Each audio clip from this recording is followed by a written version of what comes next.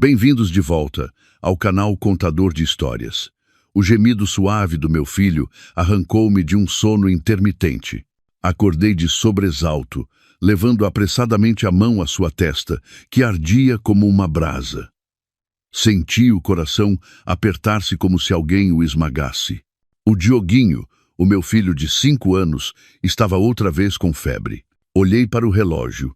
O ponteiro pequeno acabava de passar das 11 da noite. Lá fora, Lisboa ainda não dormia, mas nesta enorme vivenda em Cascais, apenas se ouvia a respiração pesada do meu filho e o bater descontrolado do meu coração. Apressei-me a pegar numa toalha úmida para lhe limpar o corpo e voltei a medir-lhe a temperatura. 39 graus.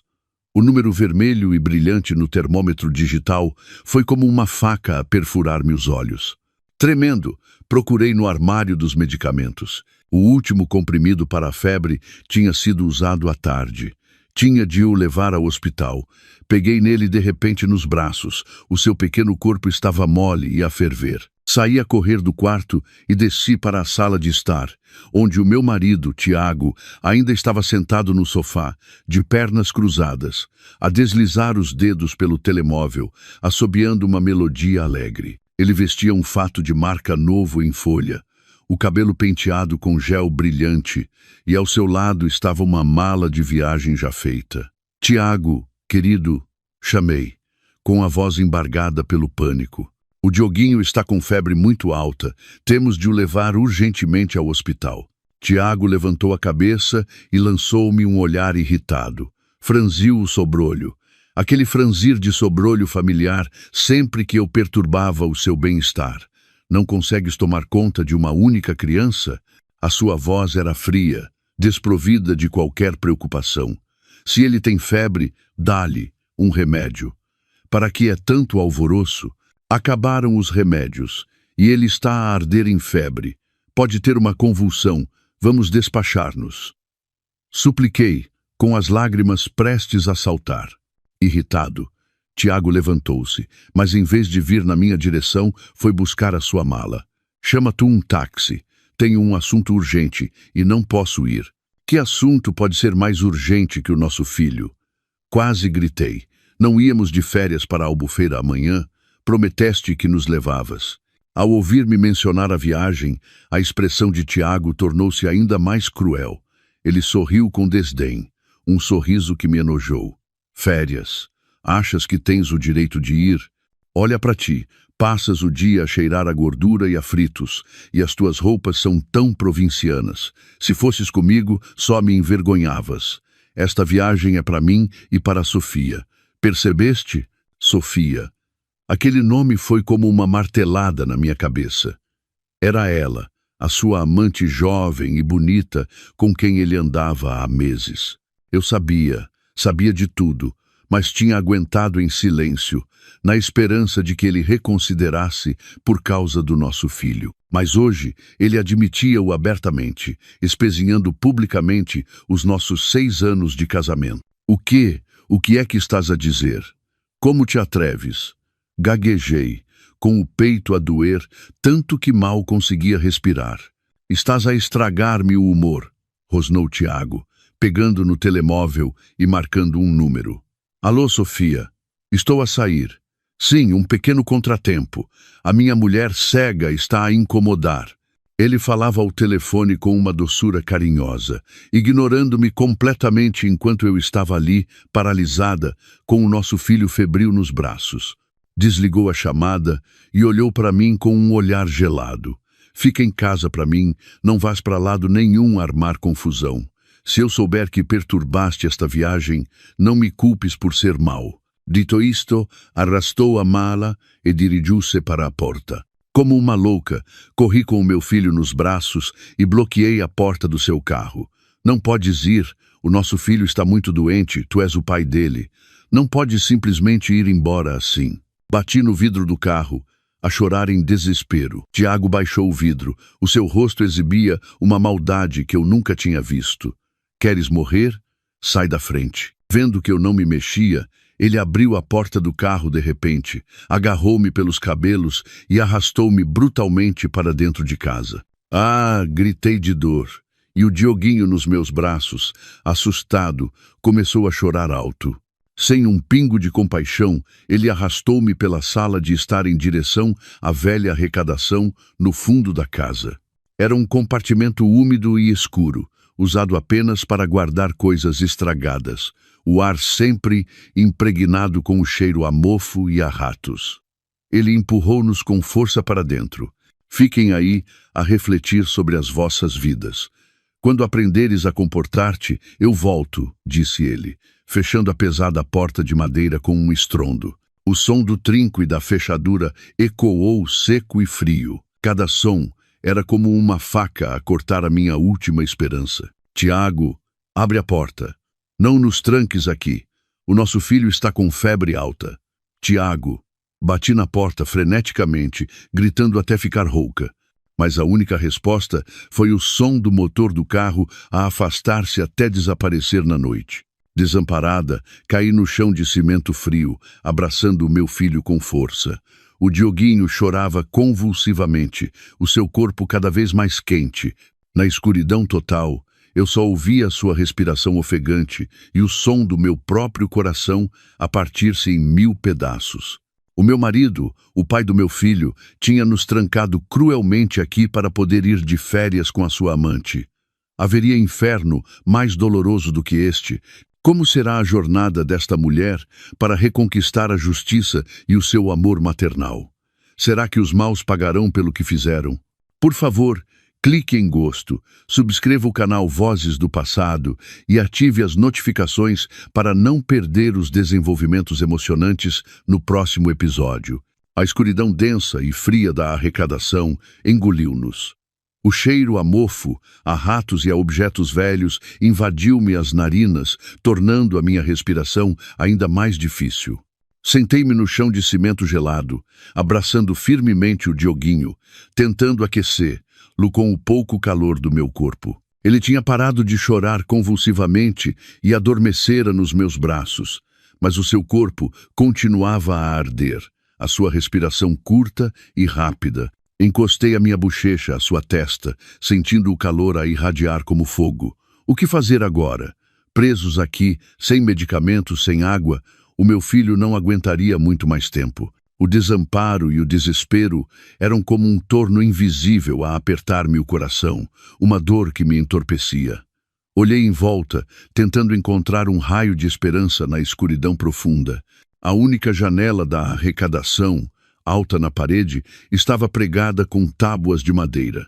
A luz fraca da lua filtrava-se pelas frestas, criando algumas faixas de luz tênue no chão, insuficientes para iluminar o que quer que fosse. Eu só conseguia sentir a desordem de caixas de cartão e móveis partidos empilhados à nossa volta. Isto era uma verdadeira prisão, uma prisão para a qual o homem que eu amava nos tinha empurrado. Tirei o meu casaco fino, enxuguei as lágrimas que ainda tinha no rosto e limpei suavemente a testa e o pescoço do meu filho, na esperança de o ajudar a arrefecer um pouco. Ele mexeu-se, os lábios secos a murmurar no seu delírio. Pai, Tiago, o Dioguinho tem saudades tuas. Cada palavra inocente dele era como 1000 agulhas a perfurar-me o coração. As minhas lágrimas voltaram a cair, não por pena de mim mesma, mas por pena dele. Ele era demasiado pequeno para compreender a crueldade do pai que tanto amava. Ele ainda pensava que o seu pai era um herói, o melhor pai do mundo. Mal sabia ele que o seu herói estava agora a divertir-se com outra mulher, enquanto o seu próprio filho lutava contra uma febre alta numa arrecadação escura. As memórias dos dias passados voltaram, tão nítidas como se tivessem sido ontem. Lembro-me do dia em que conheci o Tiago. Ele era um jovem arquiteto talentoso. E eu, uma simples estudante universitária no último ano, ingênua e pura. Ele apareceu na minha vida como um príncipe, com um sorriso caloroso e um olhar gentil. Disse que amava a minha simplicidade e bondade. Disse que não se importava que eu fosse órfã e de uma família humilde. Prometeu proteger-me e cuidar de mim para o resto da vida. E eu acreditei. Acreditei naquelas promessas doces. Ignorei a oposição da sua mãe, a dona Helena, uma mulher que sempre valorizou o estatuto social, para me casar com ele. Pensei que, com o seu amor, conseguiria superar tudo. E, de facto, os primeiros anos do nosso casamento foram muito felizes. Ele era um marido extremamente atencioso. Quando chegava do trabalho, ajudava-me com as tarefas domésticas e massageava-me os ombros. Aos fins de semana, levava-me a passear pela cidade para comermos os petiscos de que eu gostava. Quando engravidei do Dioguinho, ele chorou de alegria. Cuidou de mim ao pormenor, não me deixando fazer nenhum trabalho pesado. Costumava encostar o ouvido à minha barriga e sussurrar para o nosso filho. Naqueles dias, senti-me a mulher mais feliz do mundo. Mas quando é que tudo começou a mudar? Foi depois de a empresa da sua família ter passado por dificuldades e ele ter tido de pedir ajuda à mãe? Ou foi quando a Sofia apareceu, com a sua aparência jovem e sedutora e as suas palavras doces que lhe abriram os olhos? Ele começou a chegar à casa mais tarde. Os jantares em família tornaram-se mais raros. Deixou de se preocupar com os meus sentimentos, substituindo-os por irritação e olhares frios. Começou a obedecer à mãe em tudo, considerando todos os meus sacrifícios e a minha paciência como garantidos. Transformou-se noutra pessoa, um estranho egoísta e cruel. Tentei recuperá-lo. Tentei perdoar, enganando-me a mim mesma de que ele estava apenas sob pressão no trabalho e que em breve voltaria a ser o marido de antes. Mas eu estava enganada. Quando o coração de uma pessoa muda, é inútil tentar segurá-la. Mãe, frio. O gemido do Dioguinho trouxe-me de volta à dura realidade. Abracei-o com mais força, usando o meu corpo para o proteger do frio do cimento. A sua respiração estava cada vez mais fraca. Dioguinho, não assustes a mãe. Aguenta, meu amor, alguém virá salvar-nos, sussurrei. Mas eu própria não sabia em quem acreditar, quem nos viria salvar. A dona Helena, a minha sogra, que nunca me considerou sua nora. Provavelmente estaria a celebrar por se ter livrado de um espinho cravado. E o meu sogro, o senhor Arthur, ele era um homem calmo, de poucas palavras. Ao longo dos anos, nunca interferiu nos nossos assuntos, nem nunca me defendeu da acidez da sua mulher. Eu não podia contar com ele. Estava verdadeiramente encurralada. Olhei, desamparada, para a porta de madeira silenciosa. O desespero envolveu-me. Será que íamos morrer aqui? Morrer no frio, na solidão e na indiferença da pessoa que mais amávamos? A ideia fez-me tremer. Não, eu não podia morrer. Tinha de viver. Viver para criar o meu filho. Viver para fazer pagar quem nos causou esta dor. Mas o que podia eu fazer agora? Exausta, só conseguia abraçar o meu filho e chorar. Lágrimas quentes escorriam-me pelo rosto, caindo na face a arder do meu filho. Justo quando me sentia mais desesperada, quando toda a esperança parecia ter se extinguido, ouvi um som estranho vindo de fora. Crick, crick, um som muito baixo, como metal a raspar em metal, seco e lento. O meu coração deu um salto. Que som era aquele? O vento a fazer um galho de árvore raspar no telhado, ou um rato a roer alguma coisa. Prendi a respiração, apurando os ouvidos. Outro som, desta vez mais claro. Clack. Como se alguém estivesse a tentar arrombar a fechadura. Seria o Tiago? Ele tinha voltado? Ou seria um ladrão? Fosse quem fosse, seria uma saída para nós. Ou outra porta para um inferno ainda pior. O som seco da fechadura a ser forçada ecoou no silêncio da arrecadação, fazendo o meu corpo inteiro gelar. Os meus pensamentos pararam, restando apenas um medo primitivo a sufocar-me o peito. Quem estava lá fora, a esta hora da noite? O meu primeiro instinto foi recuar ainda mais para a escuridão, abraçando o Dioguinho como uma mãe animal, a proteger a sua cria frágil. Tapei-lhe a boca com a mão, com medo de que até o seu gemido mais suave pudesse ser ouvido. O meu coração batia descontroladamente, com tanta força que parecia que ia saltar-me pela garganta. Lá fora, o som de metal a raspar tornava-se mais alto e mais rápido. Era óbvio que alguém estava a tentar forçar a fechadura. Seria o Tiago, que tinha mudado de ideias e voltado. Não, Este som não era o de uma chave a entrar numa fechadura. Era mais violento, como se alguém estivesse a usar um objeto duro para forçar e partir o trinco. Um ladrão?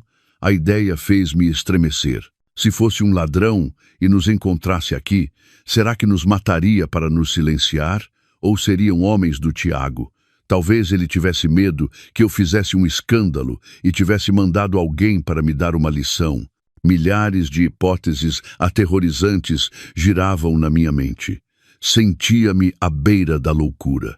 Bang! Um barulho enorme soou. A porta de madeira grossa foi arrombada por uma força vinda de fora. A luz amarelada do corredor entrou, projetando a silhueta alta e imponente de um homem na entrada. Prendia a respiração, os olhos arregalados a fixar aquela sombra, enquanto a minha mão, inconscientemente, agarrava um pedaço de madeira podre ao meu lado, pronta para uma luta sem esperança. A figura entrou, o seu andar um pouco cambaleante e apressado. Quando a pessoa entrou no feixe de luz fraca da lua que entrava pela janela, fiquei chocada ao reconhecê-la. Era o meu sogro, o Sr. Arthur. Quase não acreditei no que via. Ele vestia um pijama de seda, o cabelo grisalho todo despenteado. O seu rosto, habitualmente calmo e sério, estava agora marcado por um pânico e uma preocupação extremos. Ele respirava ofegantemente, ainda a segurar um pé de cabra de ferro, a ferramenta que acabara de usar para arrombar a porta. "Marta! Marta, estás bem?" chamou ele, a voz trêmula e rouca, sem o seu tom autoritário habitual. Vendo-nos encolhidos no canto escuro, ele atirou apressadamente o pé de cabra para o chão e correu, cambaleando, na nossa direção. Meu Deus, aquele canalha atreveu-se a fazer isto à sua própria mulher e filho. Ele ajoelhou-se ao meu lado, a sua mão áspera a tocar, a tremer, na bochecha do Dioguinho. O calor do corpo do seu neto fê-lo recuar de susto. Ele está a arder em febre. Temos de o levar já para o hospital. Só então recuperei os sentidos. O medo foi substituído por uma surpresa e um vislumbre de esperança. Pai, pai. Comecei a chorar convulsivamente, lágrimas de humilhação, de medo e de uma gratidão tardia. Como é que o pai sabia que estávamos aqui? Ele não respondeu logo, tirando apressadamente o seu casaco para embrulhar o Dioguinho e pegando-lhe ao colo. "Não fales agora. Vamos, temos de salvar o meu neto primeiro", ordenou ele, a sua voz recuperando a sua determinação habitual. Levantei-me apressadamente, as pernas e os braços dormentes de estar tanto tempo sentada, e segui-o, cambaleando, para fora da arrecadação. Na sala, as luzes ainda estavam acesas. A mala do Tiago já não estava lá. Na mesa de centro, 2 copos de vinho meio bebidos ainda esperavam. A marca de batom vermelho vivo da Sofia no rebordo de um deles, como um insulto cruel. O Sr. Arthur nem sequer olhou para eles, correndo diretamente para a garagem. Colocou o Dioguinho no banco de trás e apressou-me a entrar. "Depressa, filha." O carro de luxo, que ele normalmente só usava para eventos importantes, arrancou pela noite como um animal ferido. Sentei-me no lugar do passageiro, olhando para trás para ver o Dioguinho deitado inconsciente, o meu coração em pedaços. "Pai, e o Tiago?" Hesitei. Ele foi-se, interrompeu o Sr. Arthur, a voz gelada. As suas mãos agarravam o volante com tanta força que os nós dos dedos estavam brancos. Ele foi com aquela raposa. O pai viu tudo. Acontece que ele tinha tido uma insônia e, ao ir à varanda apanhar ar, viu por acaso o carro do Tiago a sair. Mas no carro não estávamos nós, mas sim a Sofia. Pressentindo que algo estava errado, desceu para nos procurar. Vendo o nosso quarto vazio, ligou para o Tiago, mas não conseguiu contactá-lo. Procurou por toda a casa e, finalmente, ao passar pela arrecadação, ouviu o meu choro fraco. "Sou um inútil. Fui eu que o mimei durante demasiado tempo", disse ele, rangendo os dentes, a voz cheia de remorso. Pensei que era apenas uma fase, que ele acabaria por ganhar juízo. Nunca imaginei que ele pudesse perder toda a humanidade. Fiquei em silêncio, as lágrimas a escorrerem-me novamente pelo rosto. Então ele sabia de tudo. Sabia que o Tiago me traía, sabia do meu sofrimento, mas escolheu o silêncio. Aquele silêncio, talvez, também tenha sido uma faca invisível que ajudou a empurrar-me para o inferno de hoje. O carro acelerava pela estrada deserta. As luzes da rua passavam pelo seu rosto envelhecido, revelando as rugas profundas de dor e tormento. O hospital ficava apenas a algumas ruas de distância. Olhei para o meu filho. Ele continuava inconsciente, a sua respiração cada vez mais fraca. "Aguenta, meu amor, estamos quase a chegar", sussurrei. Nesse preciso momento, o telemóvel do Sr. Arthur tocou. Era um número desconhecido. Ele franziu o sobrolho e ativou o alta-voz. "Estou?" Uma voz de homem, estranha e em pânico, soou. "Desculpe, este é o número do familiar do proprietário do carro com a matrícula AA01BB. O meu coração parou. Era a matrícula do carro do Tiago. "Sim, sou o pai dele." "O que aconteceu?" perguntou o Sr. Arthur, com a voz tensa. "O carro dele acabou de ter um acidente na A2, perto de Grândola. A situação é muito crítica." Os meus ouvidos zumbiram e tudo à minha frente escureceu.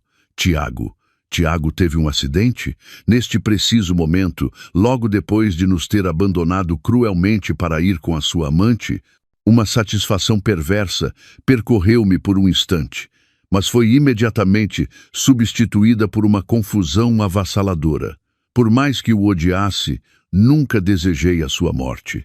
Ele ainda era o pai do meu filho. O telemóvel caiu da mão do Sr. Arthur para o chão do carro. O veículo desviou-se perigosamente. "Pai!" gritei, agarrando o volante. O Sr. Arthur estava atordoado, os olhos vazios a olhar em frente, a murmurar. "Castigo é o castigo divino." O carro parou em frente à entrada do hospital, mas agora, na minha cabeça, não havia apenas a preocupação com o meu filho, mas também um emaranhado de pensamentos sem saída. O meu marido cruel estava entre a vida e a morte, e o meu sogro, que me acabara de salvar de um inferno, parecia estar a mergulhar noutro inferno só seu. A noite parecia ainda ser demasiado longa. A porta das urgências fechou-se com um baque, separando-me do mundo do meu filho. Fiquei paralisada no corredor frio do hospital, a mente completamente vazia.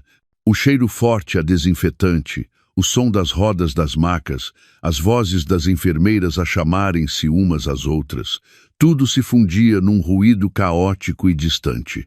Já não ouvia nada, apenas o eco da respiração fraca e intermitente do Dioguinho e o grito silencioso dentro do meu peito. O meu filho, a minha vida, estava lá dentro, a lutar pela vida, e eu só podia ficar aqui, impotente. Uma mão magra pousou no meu ombro. Virei-me. Era o meu sogro. O rosto do Sr. Arthur estava agora pálido, os olhos vermelhos e vazios. "Marta, o Tiago", disse ele com a voz rouca. "Ele também está a ser assistido na sala ao lado." Olhei na direção que ele apontava. Não muito longe, a porta de outra sala de urgências também estava iluminada. Eu sabia que lá dentro estava o Tiago, o marido que me tinha empurrado cruelmente para a morte. Uma sensação estranha apoderou-se de mim. Não era preocupação, nem propriamente satisfação, mas um vazio assustador. Todos os meus sentimentos por aquele homem pareciam ter morrido naquela noite na arrecadação. Agora, na minha mente, havia apenas uma preocupação, um cuidado pelo Dioguinho. "Vai ver como ele está", disse o Sr. Arthur, a voz cansada. Abanei a cabeça, os meus olhos fixos na porta da urgência do meu filho. "Eu fico aqui, à espera do Dioguinho." A minha resposta foi curta, mas firme. O Sr. Arthur olhou para mim, surpreendido. Talvez não esperasse que eu fosse tão fria, mas depois, nos seus olhos envelhecidos, a surpresa deu lugar a uma dor e compreensão. Ele não disse mais nada, apenas ficou em silêncio ao meu lado, a olhar na mesma direção. Duas pessoas, uma velha e uma jovem, à espera de duas vidas, mas com mundos de sentimentos completamente diferentes. O tempo passava devagar, pesado como chumbo. Cada segundo, cada minuto, era uma tortura. Eu andava de um lado para o outro em frente à porta, as mãos entrelaçadas em oração. Rezei a Deus, aos anjos e santos, a qualquer entidade divina que pudesse ouvir a minha súplica. Por favor, salvem o meu filho. Ele é tão pequeno, é inocente. Todos os pecados, todos os castigos que caiam sobre mim. O senhor Arthur sentou-se num banco, a cabeça entre as mãos. As suas costas, antes direitas, pareciam agora curvadas. Eu sabia que a sua dor era 1000 vezes maior que a minha. De um lado, o neto em estado crítico. Do outro, o seu único filho entre a vida e a morte. Ambas as dores rasgavam o coração de um pai e avô. Finalmente, depois do que pareceram séculos, a porta das urgências do Dioguinho abriu-se. Um médico jovem saiu, tirando a máscara. Eu e o senhor Arthur corremos na sua direção. Doutor, o meu filho, o meu neto, como está ele? O médico olhou para nós com um sorriso de alívio. Felizmente, chegaram a tempo. O menino teve uma convulsão febril devido a uma virose. Conseguimos baixar a febre e estabilizá-lo. De momento, está fora de perigo, mas precisa de ficar em observação por alguns dias. Ao ouvir isto, as minhas pernas cederam. Caí de joelhos, as lágrimas de felicidade a jorrar. O meu filho estava salvo, graças a Deus. O senhor Arthur também suspirou de alívio e ajudou-me a levantar. Ótimo, ótimo. Obrigado, doutor. Muito obrigado. O Dioguinho foi transferido para a pediatria. Vê-lo a dormir pacificamente na cama, o rosto ainda pálido, mas a respiração regular, trouxe finalmente paz ao meu coração. Sentei-me ao seu lado, segurando a sua mãozinha e encostando-a à minha bochecha. Enquanto ele estivesse aqui, todas as outras tempestades já não importavam. O senhor Arthur ficou à porta do quarto por um longo tempo, a observar-nos, antes de se virar e sair em silêncio. Um pouco depois, voltou, com uma chave e um pequeno pedaço de papel na mão. Entregamos. Marta, fica com isto. Olhei para ele, confusa. O que é isto, pai? É a chave do cofre no meu escritório. O código é a data de nascimento do Dioguinho, disse ele, a voz baixa e estranhamente firme. Lá dentro estão o selo branco da empresa, as escrituras de todas as propriedades e algumas contas a prazo. A partir de agora, serás tu a guardá-las. Fiquei tão chocada que quase deixei cair a chave. Pai, o que está a dizer? Por que me entrega estas coisas? O senhor Arthur olhou-me diretamente nos olhos. O seu olhar já não estava vazio, mas sim cheio de uma determinação de ferro. Fui demasiado fraco. Silenciei-me por demasiado tempo e deixei que vocês sofressem. O preço a pagar hoje é demasiado alto. O Tiago, vivo ou morto, já não tem o direito de gerir esta família. E a tua sogra, ela foi cega pelo dinheiro e pelo mimo. Ele apertou a minha mão que segurava a chave. Marta, sei que és uma boa rapariga, forte e justa. Já não confio em mais ninguém a não ser em ti. A partir de agora, serás tu a decidir tudo nesta casa. Usa isto para te protegeres e para criares o Dioguinho. Não deixes que ninguém te maltrate mais, nem mesmo a tua sogra. As suas palavras, a sua confiança fizeram-me chorar. O meu sogro, que eu sempre julguei ser severo e distante, era afinal quem via tudo e me estava a entregar uma espada e um escudo para eu me poder defender. Segurei a chave, sentindo o seu peso. Não apenas o peso do metal, mas o peso da responsabilidade, de um novo futuro que se abria à minha frente. Caros ouvintes, testemunhar o sacrifício e a dor extrema de uma mãe e esposa certamente comove muitos de nós. Se também acreditam que a Marta, a nossa protagonista, merece uma oportunidade para se reerguer e lutar por justiça para si e para o seu filho, por favor, não hesitem em deixar um gosto neste vídeo. Cada gosto vosso é um incentivo, uma força invisível que lhe dará coragem no seu caminho, que, embora cheio de espinhos, promete um amanhecer brilhante. Nesse momento, uma enfermeira veio a correr da direção das urgências do Tiago. Senhor, o médico quer falar urgentemente com a família do paciente Tiago Alencar. O senhor Arthur sobressaltou-se e levantou-se apressadamente. Por instinto, preparei-me para o seguir, mas a enfermeira acrescentou uma frase que nos deixou, a mim e a ele, paralisados. A esposa do paciente também acabou de chegar e está a fazer um escândalo lá fora, a exigir ver o marido. A esposa do paciente? Mas eu estava aqui. Será que a pessoa a quem a enfermeira se referia era a Sofia?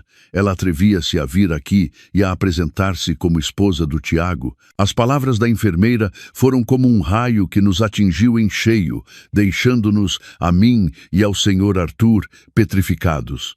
A esposa do paciente? Eu sou a esposa legal de Tiago Alencar, a mulher que partilhou com ele 6 anos de casamento, a mãe do seu filho.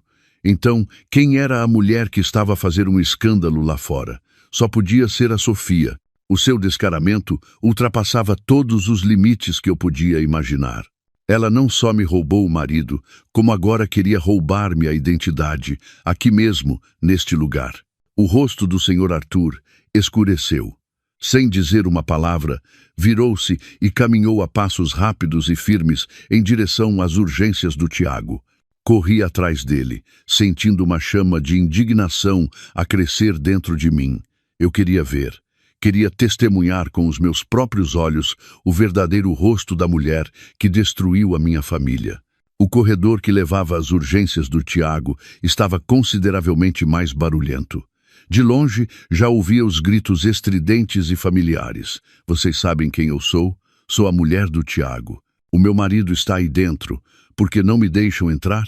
Se lhe acontecer alguma coisa, quem se vai responsabilizar? No meio de um pequeno grupo de enfermeiros e seguranças do hospital que tentavam acalmá-la, lá estava a Sofia, vestida de forma extravagante, como se fosse para uma festa.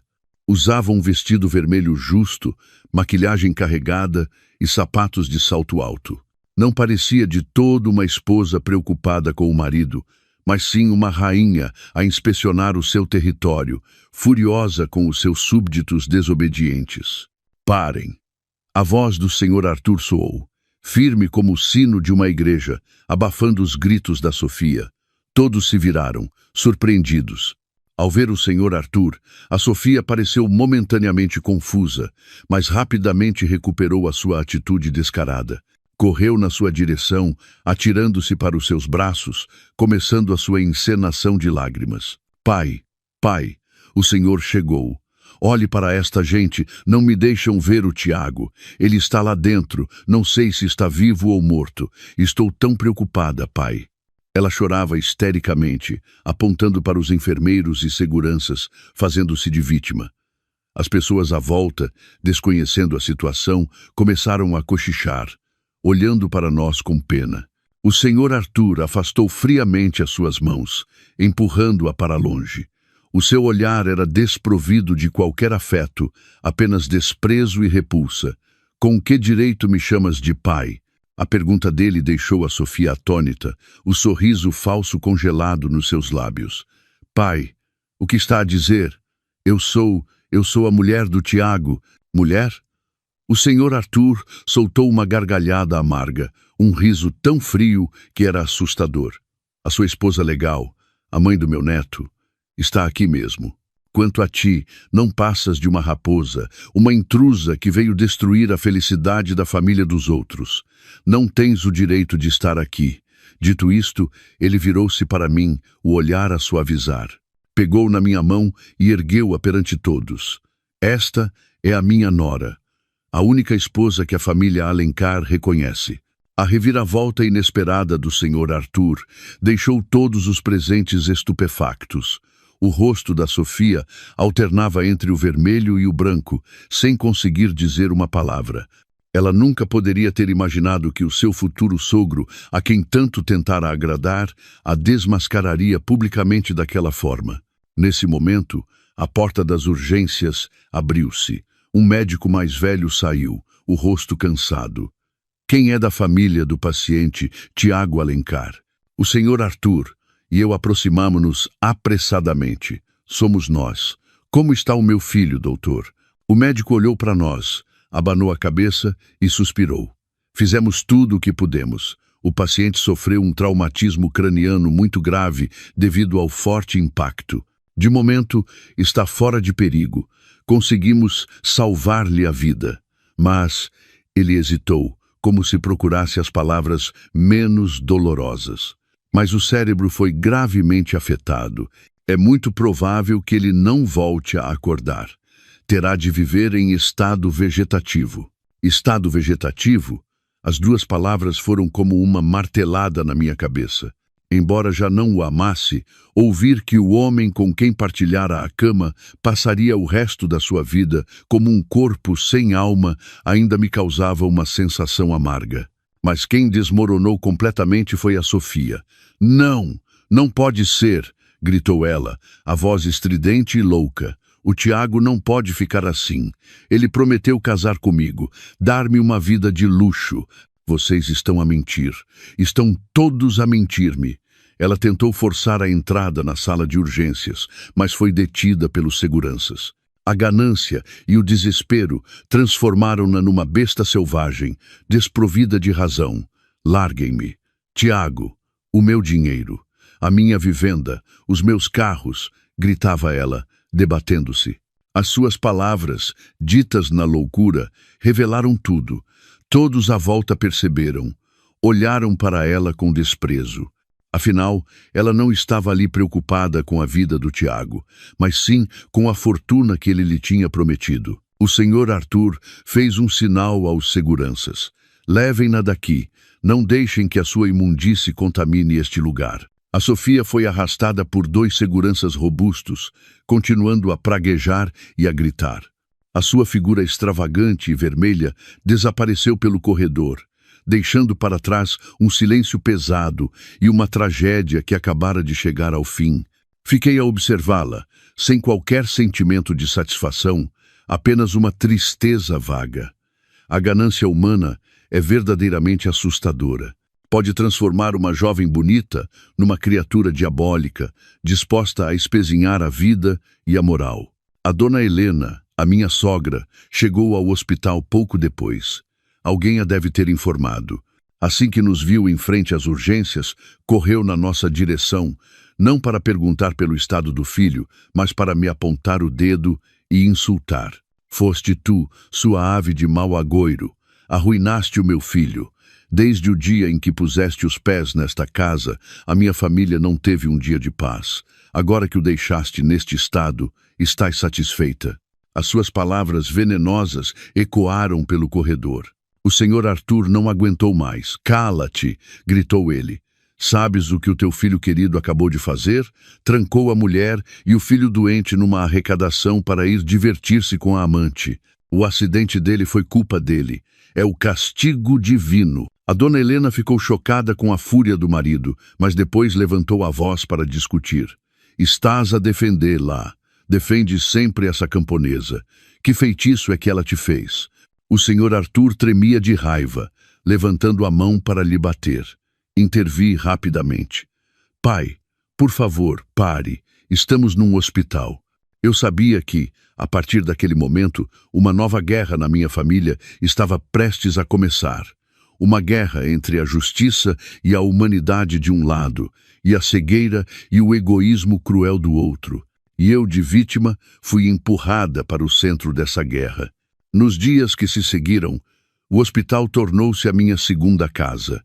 A minha vida dividia-se em 2. Uma parte na pediatria a cuidar do Dioguinho, a outra a correr para os cuidados intensivos para ver o estado do Tiago. O Dioguinho já não tinha febre e voltara a sorrir e a falar. Mas o trauma daquela noite parecia ainda assombrá-lo. Por vezes, acordava a chorar durante a noite, chamando pelo pai com medo. Cada vez que isso acontecia, o meu coração partia-se. Eu só podia abraçá-lo e sussurrar palavras de conforto, sabendo que a cicatriz na sua alma inocente levaria muito tempo a sarar. Quanto ao Tiago, ele continuava lá, imóvel e inconsciente. As máquinas modernas à sua volta emitiam bips rítmicos e frios, a única prova de que ele ainda existia. Os médicos diziam que o seu estado não mostrava melhoras, o cérebro não reagia. Ele tornara-se verdadeiramente uma pessoa em estado vegetativo, uma sombra de si mesmo. Eu visitava-o, não por amor ou dever. O amor morrera, e o dever também, depois do que ele fizera. Ia, talvez por um último resquício de humanidade, porque afinal ele era o pai do meu filho. Eu ficava ali, a olhar para o homem que um dia fora o meu mundo, o coração vazio, sem amor nem ódio, apenas uma estranheza dolorosa. A dona Helena, depois do escândalo no hospital, já não se atrevia a levantar a voz para mim. A verdade chocante sobre o seu filho querido, juntamente com a atitude firme do Sr. Arthur, parecia tê-la intimidado.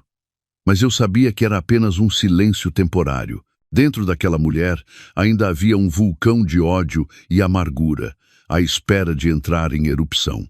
Ela também visitava o Tiago, mas sempre escolhia momentos em que eu não estava. Chegava e partia silenciosamente, o seu olhar para mim sempre como punhais. A minha vida continuou assim, num estado de exaustão e impasse. Até que uma tarde, enquanto eu descascava uma maçã para o Dioguinho, o Sr. Arthur entrou no quarto. Parecia muito mais abatido, mas o seu olhar era firme. Sentou-se e olhou para mim por um longo tempo antes de falar. A voz baixa e clara. Marta, não podes continuar a viver assim. Levantei o olhar, sem perceber o que ele queria dizer. O Dioguinho está bem. O Tiago, ele provavelmente nunca mais vai acordar.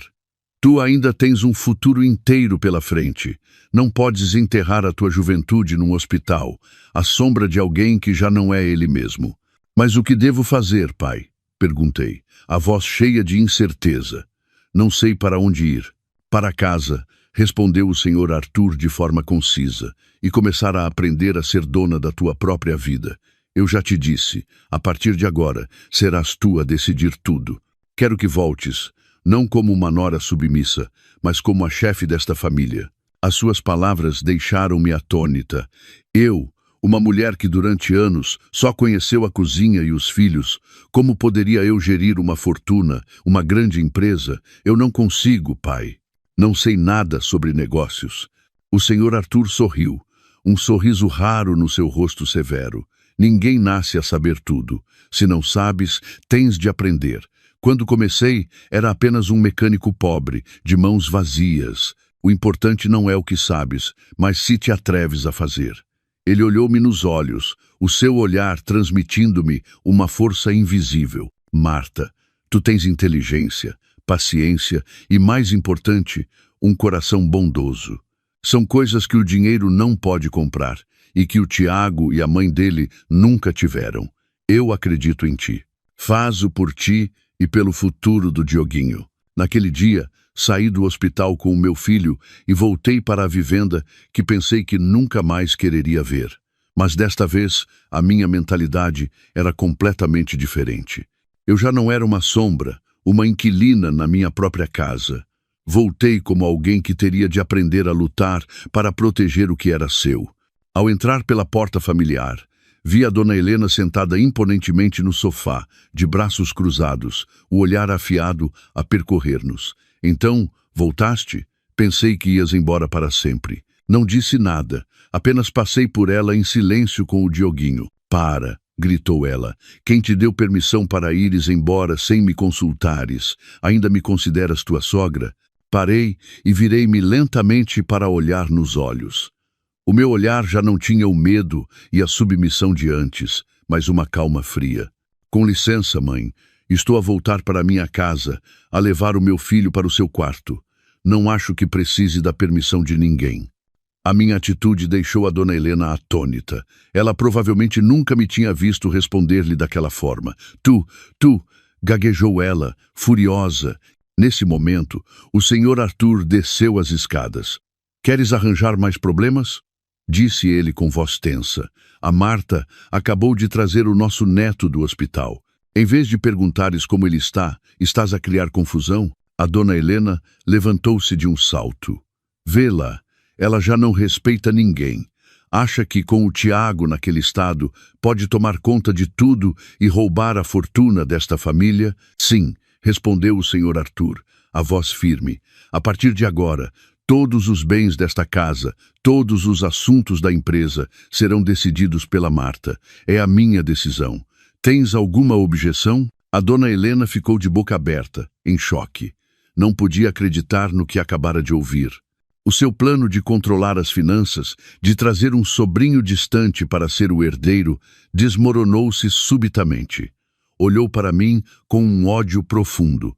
Muito bem, vocês os dois, disse ela, rangendo os dentes, antes de se retirar furiosamente para o seu quarto. Eu sabia que, a partir daquele momento, a guerra na minha família tinha realmente começado, mas eu já não tinha medo. Tinha o apoio do meu sogro e, mais importante, tinha uma razão para lutar. Nos dias que se seguiram, comecei a familiarizar-me com um mundo completamente novo. O Sr. Arthur tornou-se o meu mentor. Levou-me à empresa, apresentou-me aos funcionários-chave, ensinou-me a ler relatórios financeiros, a analisar o mercado, a negociar com parceiros. No início, sentia-me perdida. Tudo era tão novo e complexo, mas, com perseverança e esforço, comecei a aprender. Ficava a estudar documentos até às 2 ou 3 da manhã. Ia cedo para o trabalho e voltava à tarde, participando em todas as reuniões. A minha transformação surpreendeu todos na empresa, desde os diretores mais exigentes aos funcionários comuns, que gradualmente começaram a respeitar-me. Durante a minha investigação, descobri muitas irregularidades, despesas inexplicáveis, contratos com valores absurdamente altos, com empresas fantasma, projetos com custos inflacionados, todos com a assinatura do Tiago. Parecia que ele não era apenas um marido infiel, mas também alguém que tinha abusado do seu poder para desviar fundos da empresa durante anos. A minha intuição dizia-me que a Sofia não era a única mulher na vida do Tiago e que a fatídica viagem à Albufeira não era apenas umas simples férias. Quanto mais me aprofundava nos papéis da empresa, mais sentia um arrepio na espinha. O mundo dos negócios que o Tiago e a sua família tinham construído não era tão glamouroso e transparente como parecia. Era uma teia complexa de relações obscuras, números habilmente manipulados e enormes somas de dinheiro que tinham desaparecido. Cada assinatura do Tiago nos documentos parecia zombar da minha ingenuidade ao longo dos anos. Eu pensava que ele era um marido talentoso e dedicado à sua carreira. Afinal, o seu talento era usado para roubar o suor e o trabalho do seu próprio pai. O Sr. Arthur, depois de me entregar o poder, parecia ter se libertado de um fardo. Ele não interferia diretamente no trabalho, atuando apenas como conselheiro, um mentor paciente. Todas as noites, depois de o Dioguinho adormecer, ficávamos os dois no escritório, rodeados de pilhas de processos. Ele mostrava-me como identificar um contrato desfavorável, como verificar o fluxo de caixa, como ver através dos números que mentem. No mundo dos negócios, não se pode confiar totalmente em ninguém, nem mesmo nos mais próximos, dizia ele, o olhar distante. A ganância pode transformar um amigo num inimigo, um familiar num estranho. As suas palavras eram uma conclusão amarga para a tragédia da sua própria família. Decidi começar pelas despesas maiores e mais invulgares. O meu olhar deteve-se numa série de transferências mensais para uma empresa com um nome sonante, Paraíso Verde, LDA, Consultoria e Design. O valor de cada transferência era de vários milhares de euros, com a descrição custos de consultoria de projeto. Mas o estranho era que esta empresa nunca tinha aparecido na nossa lista de parceiros oficiais. Perguntei ao Sr. Arthur, e ele também abanou a cabeça. Nunca tinha ouvido falar desse nome. Seria uma empresa de consultoria fantasma ou um canal para o Tiago lavar dinheiro? Decidi investigar esta empresa. Pedi ajuda ao Nuno, um jovem e inteligente gestor de vendas, extremamente leal ao Sr. Arthur. Ele era uma das poucas pessoas na empresa que não pertencia ao círculo da dona Helena ou do Tiago. Depois de lhe explicar a situação, o Nuno aceitou imediatamente. Não se preocupe, Marta. Deixe isso comigo. Há muito que noto coisas estranhas, mas nunca tive oportunidade de falar. 2 dias depois, o Nuno trouxe-me um dossiê. As informações lá dentro deixaram-me chocada. A empresa Paraíso Verde existia, mas não era uma empresa de consultoria de construção. Era uma empresa de design de interiores e venda de mobiliário de luxo. E a representante legal, a proprietária, era ninguém menos que a Sofia. Senti um arrepio. Então era isso. O Tiago usava a fachada dos custos de consultoria para legalizar a retirada de dinheiro da empresa, transformando-o em contratos comerciais para sustentar a sua amante. Ele não lhe dava apenas dinheiro para despesas. Ele investira numa empresa inteira para ela. O amor dele por ela talvez não fosse apenas uma paixão passageira. Mas isso não era tudo. O Nuno encontrou um detalhe ainda mais valioso. Marta, veja isto. Ele apontou para uma morada no registro comercial da Paraíso Verde. Esta morada é-lhe familiar? Estreitei os olhos. Era a morada de um apartamento de luxo no Parque das Nações, em Lisboa. Fiquei paralisada. Era o mesmo apartamento que o Tiago me tinha dito que comprara como investimento para o futuro, para arrendar. Afinal, o futuro de que ele falava era o futuro dele e da Sofia. Eles tinham construído seu ninho de amor debaixo do meu nariz, com o dinheiro da minha família. A raiva e a dor da traição voltaram a consumir-me. Pensei que já estava imune, que já não sentia nada. Mas não, esta ferida era demasiado profunda. Eu já tinha estado naquele apartamento uma vez. O Tiago mentiu, dizendo que me ia mostrar um andar modelo. Ainda me lembro da sensação de deslumbramento com o seu luxo e modernidade. Lembro-me das suas palavras sussurradas ao meu ouvido. Um dia, comprarei uma casa ainda mais bonita para ti e para o nosso filho. Era tudo mentira, uma encenação perfeita. Marta, encontrei mais isto. A voz do Nuno trouxe-me de volta à realidade. Ele entregou-me uma pendrive. É um ficheiro de vídeo da câmara de segurança do corredor do prédio. Tive bastante trabalho para o conseguir. Com as mãos a tremer, inseri a pen no computador. Um vídeo apareceu. Era uma gravação da tarde do dia em que o Tiago teve o acidente. No vídeo, o Tiago e a Sofia saíam do elevador de mãos dadas, a rir alegremente. O Tiago carregava a mala de viagem que eu lhe tinha preparado. Eles não iam para a Albufeira. O destino deles era aquele apartamento. Iam começar as suas férias românticas ali.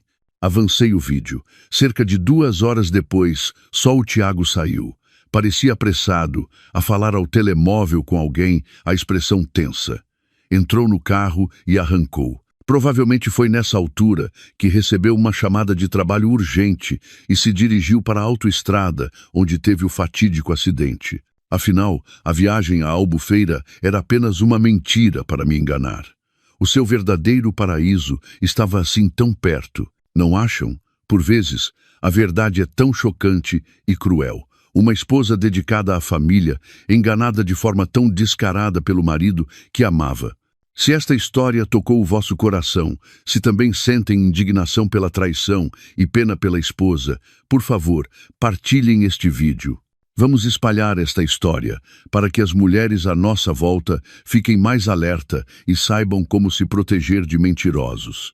E também para dar mais força a Marta na sua luta por uma justiça que ela merece totalmente. Fechei o computador, a cabeça a andar à roda. Estas provas eram mais do que suficientes para desmascarar o Tiago e a Sofia.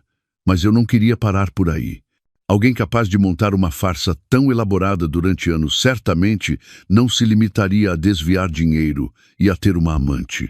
Tinha um forte pressentimento de que o acidente do Tiago talvez não tivesse sido um acaso e que os mistérios por trás dos projetos que ele supervisionava escondiam coisas muito mais terríveis. Com provas irrefutáveis nas mãos, eu podia ter exposto tudo imediatamente, arruinando a Sofia e deixando a dona Helena sem rosto para encarar ninguém. Mas não o fiz. Um ataque surpresa poderia trazer uma satisfação momentânea, mas não resolveria a raiz do problema. Além disso, os meus pressentimentos sobre outros segredos obscuros do Tiago impeliam-me a agir com mais cautela. Precisava de desvendar cada camada da sua farsa, uma a uma, até que toda a verdade podre viesse à tona. Decidi não os desmascarar de imediato, mas começar por cortar a sua fonte de sustento, o dinheiro. O meu plano começou numa bela manhã de segunda-feira. Acordei mais cedo do que o habitual, escolhi um fato de saia e casaco azul marinho e fiz uma maquilhagem leve, mas marcante. Olhei-me ao espelho. Já não era a Marta fraca e submissa de ontem. O meu olhar agora brilhava com determinação e um toque de frieza. Hoje eu faria a minha primeira jogada. Cheguei à empresa e convoquei uma reunião de emergência com o departamento de contabilidade e o Nuno. Para surpresa de todos, fiz uma exigência firme. A partir de hoje, exijo a revisão e suspensão imediata de todos os pagamentos relativos a contratos de consultoria com a empresa Paraíso Verde. Ao mesmo tempo, congelem todos os cartões de crédito adicionais da empresa emitidos a não funcionários. A chefe de contabilidade, uma mulher de meia idade e braço direito da dona Helena, protestou imediatamente. Menina Marta, isso não pode ser. O contrato com a Paraíso Verde foi assinado diretamente pelo diretor-geral Tiago e tem sido pago regularmente há 2 anos. E os cartões adicionais, um deles pertence à presidente Helena. Se o congelarmos por nossa conta, se a senhora presidente souber, interrompia. A minha voz não era alta, mas tinha autoridade suficiente para silenciar a sala. O que disse, presidente Helena? Tanto quanto sei, o presidente do Conselho de Administração é o senhor Arthur. A minha sogra, a dona Helena, não detém qualquer cargo na empresa. Com que direito usa um cartão de crédito da empresa com um plafond ilimitado? A chefe de contabilidade ficou sem palavras, o rosto pálido. Quanto à empresa Paraíso Verde, continuei, o meu olhar afiado a percorrer cada pessoa. Suspeito que seja uma empresa fantasma criada para lavagem de dinheiro. Já pedi ao departamento jurídico para investigar. Até que haja um resultado oficial, todas as transações devem parar. Esta é a minha ordem como administradora interina da empresa, com a autorização do presidente Arthur. Alguém tem mais alguma objeção? A sala ficou em silêncio absoluto. O poder que o senhor Arthur me tinha conferido estava agora a fazer efeito. Ninguém se atreveu a contestar. Como eu previa, poucas horas depois, a tempestade começou. A primeira a ligar-me foi a dona Helena. Estava num centro comercial de luxo e o seu familiar cartão de crédito Black tinha sido recusado. O que fizeste ao meu cartão? Gritou ela ao telefone, a voz estridente e furiosa. Atreveste-te a bloquear o meu cartão? Sabes quem eu sou? Respondi calmamente, com um tom de voz neutro. Com licença, mãe, estou apenas a seguir os regulamentos da empresa. Os cartões de crédito da empresa são apenas para funcionários, para despesas de trabalho. Como a senhora não é funcionária, tive de o cancelar. Tu atreveste-te a dar-me lições? Esta empresa é da minha família. Gasto o que quero.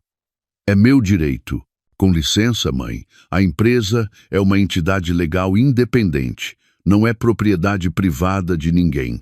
A partir de agora, para suas despesas pessoais, por favor, use o seu próprio dinheiro. Disse isto e desliguei, não lhe dando oportunidade para mais insultos. Conseguia imaginar a sua expressão naquele momento. Certamente a espumar de raiva. Sem a sua fonte de dinheiro inesgotável, a sua vida de luxo e as suas compras sem olhar a preços chegariam ao fim. A pessoa seguinte a procurar-me foi a Sofia. Ela não ligou, veio diretamente à empresa. Continuava bem vestida, mas o seu rosto já não exibia a mesma confiança e arrogância. Foi barrada na recepção. Do meu escritório, observei-a através do monitor da câmara de segurança. Ela tentava fazer-se de coitada, dizendo à recepcionista que tinha um assunto urgente para me comunicar. Mandei-a subir. Ao entrar no meu escritório, a Sofia olhou em volta com inveja. Marta, começou ela, com uma voz falsamente doce. Ouvi dizer que a empresa suspendeu o contrato conosco.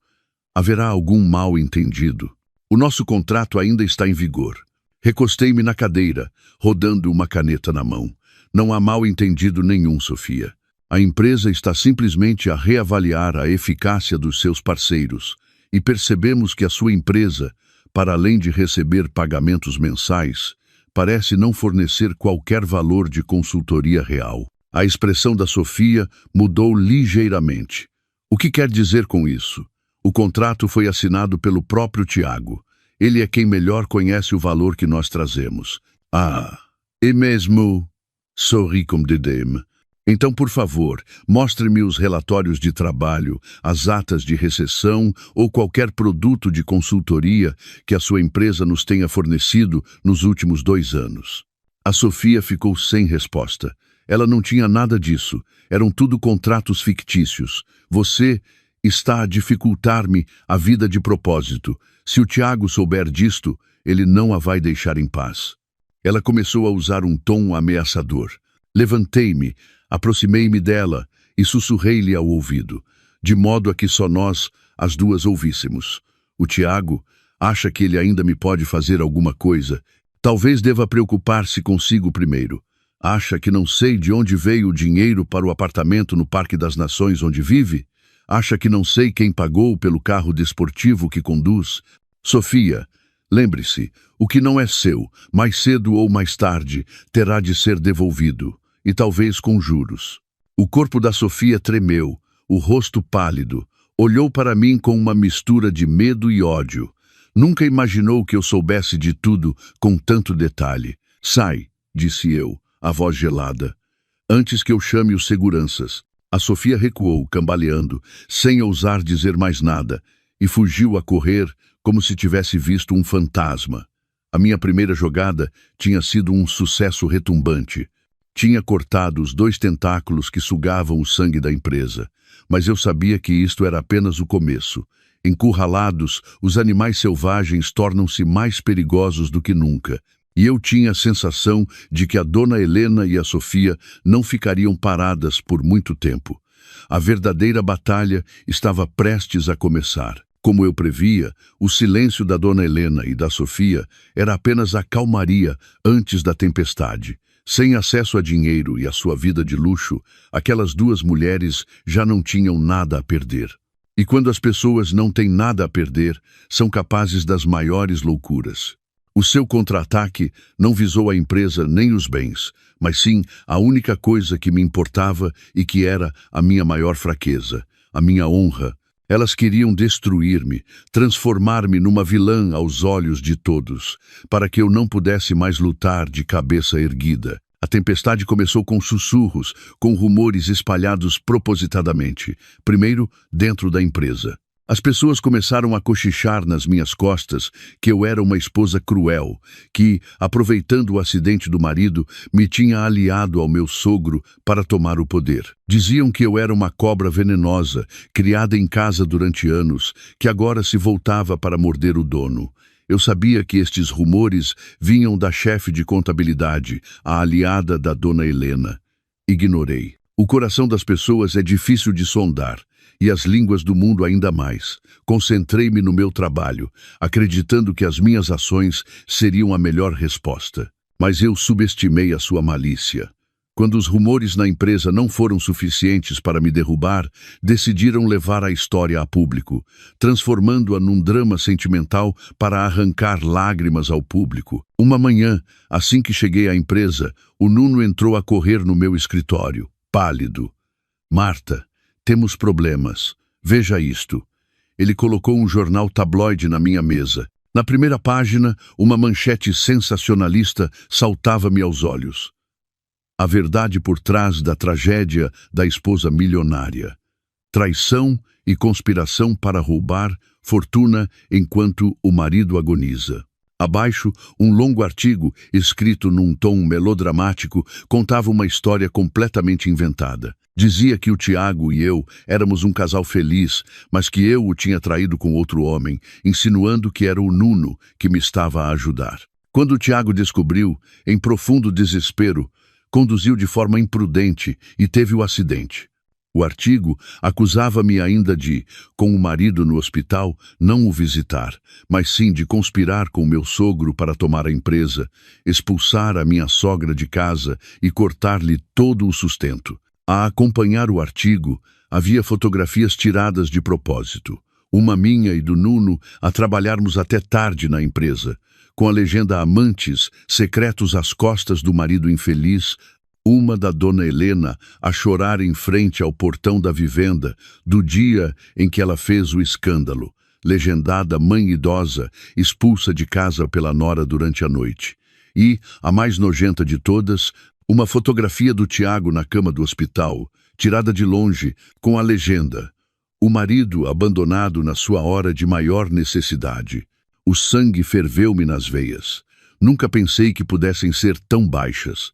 Não só distorceram a verdade, como usaram a imagem sofredora do seu próprio filho e marido para me difamar. Marta, isto está a espalhar-se muito depressa, disse o Nuno, preocupado. Nas redes sociais está a ser partilhado massivamente. Os fóruns, os grupos de discussão estão todos a falar de si. Chamam-lhe... Ele hesitou. O quê? Diga. Chamam-lhe a esposa víbora, a oportunista mais cruel do ano. Fechei os olhos, respirando fundo para controlar a raiva. Eu sabia que era um ataque mediático bem planeado. Queriam usar a pressão da opinião pública para me destruir. O meu telemóvel começou a tocar incessantemente. Parceiros, investidores, velhos amigos, todos a ligar para saber a verdade. A caixa de correio da empresa estava cheia de e-mails de crítica e condenação. As ações da empresa, que estavam a recuperar, começaram a cair novamente. Marta, o que vamos fazer? Devemos convocar uma conferência de imprensa para desmentir? Perguntou o Nuno, ansioso. Abanei a cabeça. Não. Quanto mais desmentirmos, mais eles pensarão que estamos a tentar encobrir. Quanto mais alarido fizermos, mais cairemos na armadilha deles. Eles querem que entremos em pânico, que percamos o rumo. Então vamos ficar a ver enquanto eles nos difamam? Claro que não. Abri os olhos, o olhar frio e decidido. Se eles querem jogar este jogo, eu jogo com eles, mas não segundo as regras deles. Nuno, ajude-me a investigar que jornalista escreveu este artigo e que jornal o publicou primeiro. Quero saber quem está por trás deles. Eu sabia que a melhor forma de apagar um incêndio não é deitar água nas chamas, mas sim encontrar e cortar a fonte de oxigênio. A dona Helena e a Sofia eram apenas marionetas. Tinha de haver um mestre mais inteligente e perverso por trás de tudo. Alguém que soubesse usar os media, que soubesse manipular a psicologia das massas. A Sofia tinha muitos contactos no mundo do entretenimento. Teria ela recorrido a alguma força oculta? Esta batalha já não era apenas uma guerra familiar. Tornara-se uma guerra na frente mediática, onde o mais pequeno erro podia custar-me tudo. Mas eu não tinha medo. Eles subestimaram-me. Pensaram que uma mulher habituada à cozinha cairia facilmente sob o peso da opinião pública. Não sabiam que até o verme mais pequeno se contorce quando pisado. E uma mulher, encurralada para proteger a sua honra e o seu filho, é mais temível que qualquer tempestade. A tempestade mediática foi mais violenta do que eu imaginava. O meu nome era arrastado por todo o lado, desde os tabloides aos fóruns online. A minha imagem era transformada em memes maliciosos.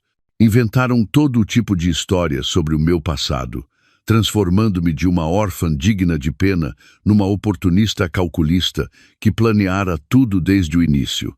A pressão da opinião pública era uma arma invisível, mas devastadora. Os funcionários da empresa começaram a olhar-me de forma diferente, com desconfiança e distanciamento. Alguns parceiros hesitaram, adiando a assinatura de novos contratos. O navio que eu tentava salvar corria o risco de afundar novamente. Mas quem mais sofreu não fui eu. Uma tarde, fui buscar o Dioguinho à escola. Ele não correu para os meus braços como de costume. Veio cabisbaixo, os olhos vermelhos. Dioguinho, o que se passa? Alguém te magoou? Ajoelhei-me, preocupada. Ele não respondeu. Apenas abanou a cabeça e enterrou o rosto no meu peito, desatando a chorar. Abracei-o, o coração a doer. Eu sabia por que ele chorava. Aqueles rumores maliciosos não me visavam apenas a mim, mas também cravavam punhais venenosos na alma inocente do meu filho. Naquela noite, liguei ao Sr. Arthur e contei-lhe tudo. A sua voz do outro lado da linha tornou-se grave, cheia de raiva, mas também muito calma. Eu sei. O advogado da empresa já me informou esta manhã. Não te preocupes, são apenas truques sujos de gente mesquinha. Mantém-te firme no teu trabalho, eu trato das coisas cá fora. Mas pai, o Dioguinho, a minha voz embargou-se. Eu compreendo. Traz o teu filho para passar uns dias em minha casa. Aqui ele terá quem cuide dele, ninguém o irá incomodar. E tu tens de ser ainda mais forte. Esta é a hora de provares o teu valor. As suas palavras foram como um calmante, ajudando-me a recuperar a serenidade. Sim, eu não podia desistir. Eu não lutava apenas por mim, mas também pelo meu filho. Enquanto eu me afastava do centro da tempestade, o Nuno foi muito eficiente. Descobriu quem estava por trás do primeiro artigo. Era um jornalista freelancer chamado Mário, conhecido por ser um caçador de notícias sem escrúpulos, disposto a vender a sua caneta por dinheiro. E quem lhe forneceu as informações, as fotos e uma grande quantia de dinheiro foi ninguém menos que a Sofia. Ela usou os seus contactos no mundo do entretenimento para lançar este ataque. Mas um detalhe chamou-me a atenção. O Nuno informou-me que a quantia que a Sofia pagou ao Mário e à sua rede era muito superior à sua capacidade financeira atual. De onde veio esse dinheiro? A dona Helena estava sem o meu apoio e a Sofia também tinha o seu contrato suspenso. Haveria um terceiro, um patrocinador misterioso a mover os cordelinhos. A ideia fez-me tremer. Esta guerra era mais complexa do que eu pensava. Mas, fosse quem fosse, o meu objetivo imediato era apagar este incêndio. E a única maneira era fazer com que aqueles que estavam a atiçar as chamas fossem eles mesmos apagá-las. Decidi não dar conferências de imprensa, não discutir nos jornais. Eu iria montar o meu próprio palco e convidá-los a todos para a última cena. Contei o meu plano ao Sr. Arthur. A princípio, ele hesitou, pois era arriscado. Mas depois de ouvir a minha análise, ficou convencido. Está bem, faz como achas melhor. Eu trato de tudo. O meu plano era simples. Organizaria uma reunião de família alargada, com o pretexto de resolver os conflitos e encontrar um caminho para o futuro do Dioguinho. Os convidados não seriam apenas a Dona Helena e a Sofia, mas também os anciãos, as vozes mais respeitadas da família Alencar. E eu iria, acidentalmente, deixar vazar a informação sobre a reunião para o jornalista Mário. Eu sabia que ele não perderia uma oportunidade de ouro para obter notícias exclusivas. O palco estava montado, o guião escrito. Agora, só faltava que os atores principais caíssem na armadilha perfeita que eu lhes preparei. Caros ouvintes, uma grande peça está prestes a terminar. Será que a Marta, com a sua inteligência e coragem, conseguirá virar o jogo e desmascarar aqueles que a prejudicaram? Que conspirações e segredos serão revelados nessa fatídica reunião de família? Para não perderem nenhum detalhe emocionante e para acompanharem a nossa protagonista na sua busca por justiça, subscrevam agora o canal Vozes do Passado, porque o que está para acontecer vai certamente prender-vos ao ecrã. A reunião foi marcada para uma tarde de fim de semana, na capela de família, no solar dos Alencar. O local tinha um significado simbólico, representava o poder e a honra da linhagem. E hoje seria o palco da queda daqueles que, em nome da honra, cometeram os atos mais sórdidos. Cheguei cedo com o Sr. Arthur para preparar tudo. Não vesti um fato executivo, mas um simples vestido de seda branco com uma maquilhagem leve. Queria apresentar-me como uma nora e mãe, não como uma empresária fria. A Dona Helena e a Sofia chegaram juntas. A Dona Helena continuava a fazer-se de vítima, os olhos vermelhos, precisando de ser amparada para andar. A Sofia usava um vestido preto, aparentemente sóbrio, mas não conseguia esconder o olhar triunfante. Provavelmente pensava que eu tinha cedido, que tinha recorrido ao julgamento da família. Os anciãos da família foram chegando. Eram todos pessoas mais velhas e respeitadas. Olhavam para mim com desconfiança e pena. Eu sabia que os rumores os tinham influenciado. Quando todos estavam sentados, levantei-me e cumprimentei-os.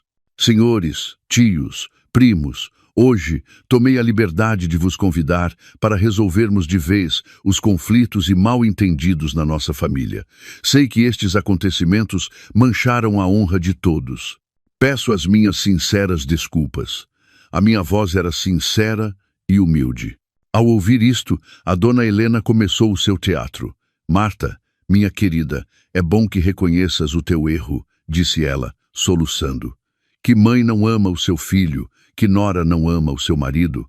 Mas antes que ela terminasse, algumas figuras estranhas apareceram no portão, com câmaras fotográficas e de vídeo. A festa estava prestes a começar a sério. A chegada inesperada dos jornalistas tornou o ambiente, já tenso, ainda mais pesado. Os anciãos franziram o sobrolho, incomodados. A dona Helena e a Sofia trocaram um olhar cúmplice e vitorioso. Pensavam que era o exército que tinham convocado para me pressionar para transformar esta reunião familiar num julgamento público onde eu era a ré. O senhor Arthur ia levantar-se para mandar os seguranças expulsá-los, mas eu fiz-lhe um sinal para se acalmar. Tudo estava a correr segundo o meu plano. Peço desculpa a todos. Parece que alguém deixou vazar a informação, disse eu, fingindo estar embaraçada. Mas já que assim é, talvez seja melhor. Com o testemunho da imprensa, tudo será mais justo e transparente. Eu não tenho nada a esconder. Ao ouvir as minhas palavras, as expressões da dona Helena e da Sofia tornaram-se ainda mais presunçosas. Mal sabiam elas que aqueles jornalistas, incluindo o Mário, tinham sido convidados por uma fonte secreta arranjada por mim, e que o envelope que receberam era muito mais recheado do que o que a Sofia lhes tinha dado. Muito bem, se a Marta assim o diz, disse um dos anciãos mais respeitados. Vamos começar. Conta-nos, afinal, o que aconteceu. A dona Helena não me deu oportunidade de falar. Levantou-se de imediato e começou o seu espetáculo de lágrimas. Contou a história perfeitamente fabricada dos jornais, como eu tinha mudado, como ela sofreu ao descobrir a minha traição, como eu a expulsei de casa e lhe roubei tudo. A sua atuação era tão convincente que quase acreditei. As câmaras apontavam para ela, os flashes disparavam sem parar. Quando ela terminou, a Sofia continuou. Não chorou, mas fez-se passar por uma espectadora com consciência, incapaz de tolerar a injustiça. Senhores, eu e o Tiago somos apenas bons amigos, disse ela, com uma voz sincera.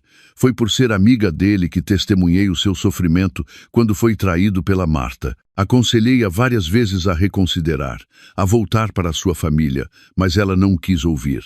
Ela até disse, hesitou, fingindo dificuldade, disse que não podia viver para sempre com um marido que estava prestes a tornar-se um inválido. Aquela frase foi como uma faca no meu coração. A sua crueldade não tinha limites. Não só me caluniava, como usava as palavras mais cruéis para falar do homem que dizia ser seu amigo. A capela encheu-se de murmúrios. Todos os olhares de crítica e reprovação se voltaram para mim. O jornalista Mário não parava de tomar notas, o rosto satisfeito. A peça deles era perfeita. Tinham conseguido transformar-me numa vilã imperdoável. Fiquei em silêncio, a ouvir tudo. Não interrompi, não contestei. Deixei-os representar, deixei-os expor as suas máscaras falsas e sujas. Quando a sala se acalmou e eu me tornei o centro do julgamento, levantei-me lentamente. Já terminaram? A minha voz era estranhamente calma.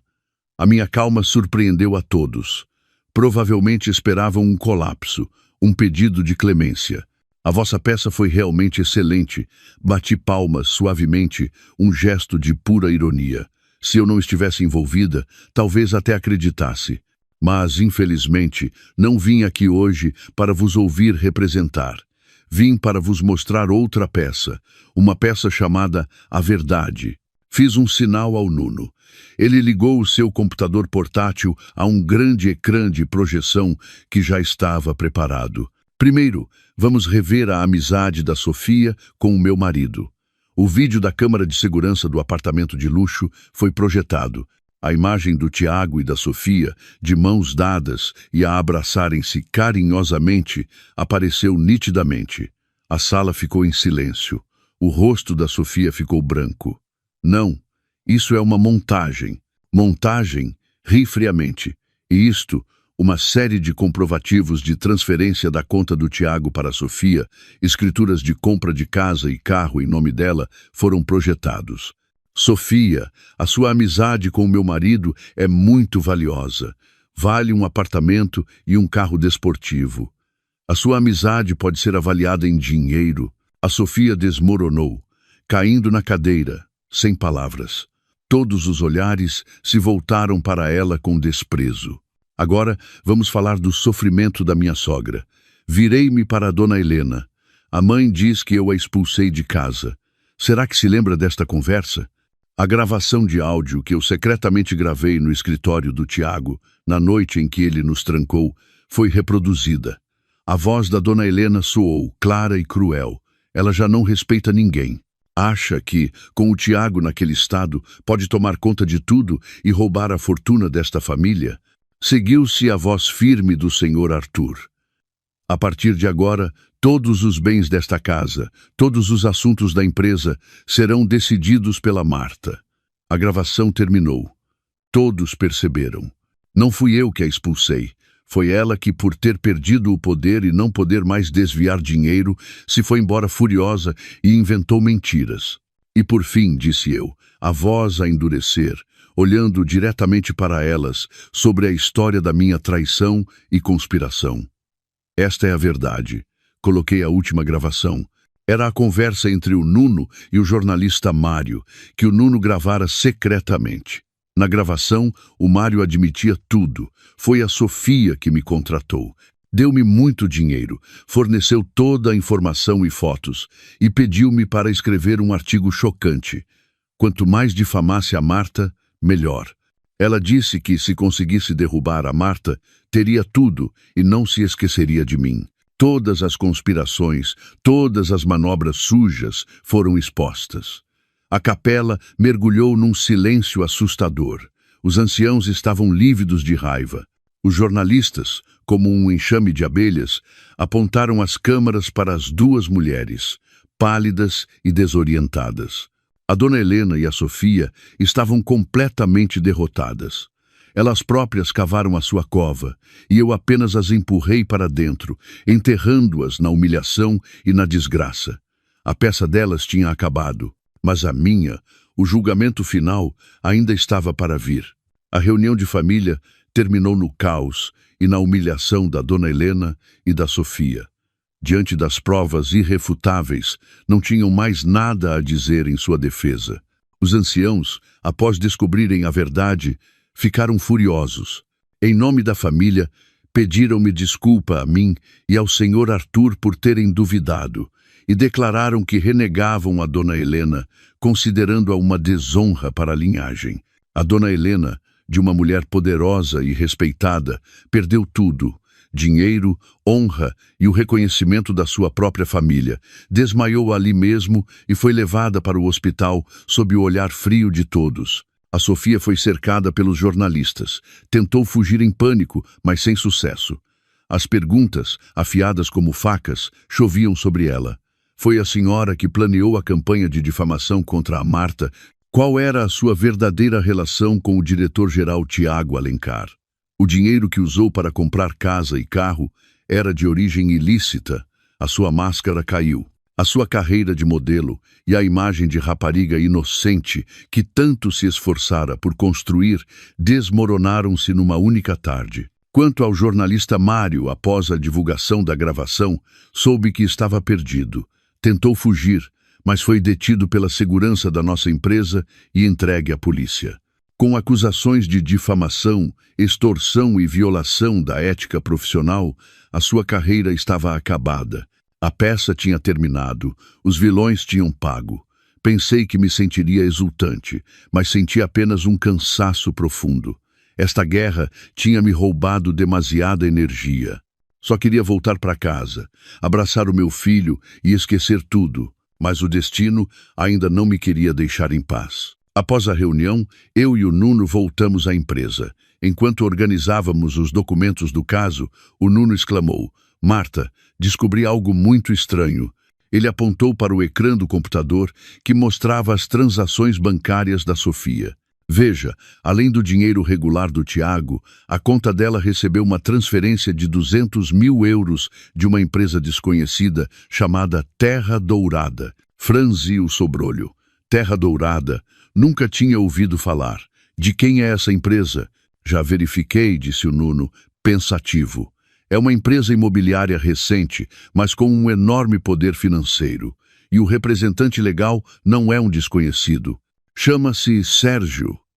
É um primo afastado do Tiago, que foi despedido da nossa empresa há 3 anos por roubar material de construção. Sérgio. Lembrei-me vagamente dele. Um homem de ar rude e olhar astuto, despedido pelo próprio senhor Arthur. Como é que alguém assim podia ser o dono de uma grande empresa imobiliária? E encontrei mais isto. O Nuno abriu outro ficheiro. Era um mapa dos projetos da Terra Dourada. O meu olhar fixou-se num projeto chamado Resort de Luxo Costa Vicentina. Nuno, pode ampliar a localização deste projeto? Quando o mapa apareceu, o meu coração quase parou. A localização era exatamente a zona costeira no Algarve, onde o Tiago mentiu que nos levaria de férias. Tudo se encaixou de forma assustadora. A viagem à Albufeira não era apenas umas férias com a amante. O Sérgio, a Terra Dourada, os 200 mil euros para a Sofia. Tudo estava ligado. E o acidente do Tiago, que ocorreu na autoestrada para o Algarve. Seria apenas uma coincidência? Nuno, investigue tudo sobre a Terra Dourada e esse Sérgio. Quero saber de onde vem o dinheiro deles, se os projetos deles têm algo de suspeito. E, especialmente, descubra onde estava o Sérgio e o que fazia no dia do acidente do Tiago. Ordenei, a voz firme. A minha intuição dizia-me que por trás da traição e do desfalque havia uma verdade muito mais terrível, uma verdade que podia envolver vidas humanas. Enquanto esperava pelos resultados, decidi visitar o Tiago no hospital. Não por preocupação, mas porque precisava de respostas. Ele era a peça central de toda a história. Ele continuava lá, nos cuidados intensivos, imóvel. Sentei-me ao seu lado, a olhar para o homem que fora meu marido. O seu rosto, ainda bonito, estava pálido e sem vida. Tiago, chamei suavemente. Consegues ouvir-me? Quantos mais segredos escondes? Naquele dia, o que foste fazer ao Algarve? Não foi só para te divertires com a Sofia, pois não? Ele não respondeu. Suspirei, pronta para sair, quando de repente vi o seu dedo mexer-se. Um movimento minúsculo, quase imperceptível, mas eu vi. O meu coração disparou. Chamei o médico. O médico examinou e virou-se para mim, surpreendido e feliz. É um milagre. O paciente está a mostrar sinais de resposta a estímulos externos. É um sinal muito positivo. Talvez ele tenha uma hipótese de acordar. Fiquei paralisada. Tiago podia acordar.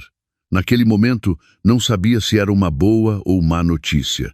Se ele acordasse, teria de enfrentar a realidade de uma família destruída, uma mãe em desgraça e os seus próprios crimes.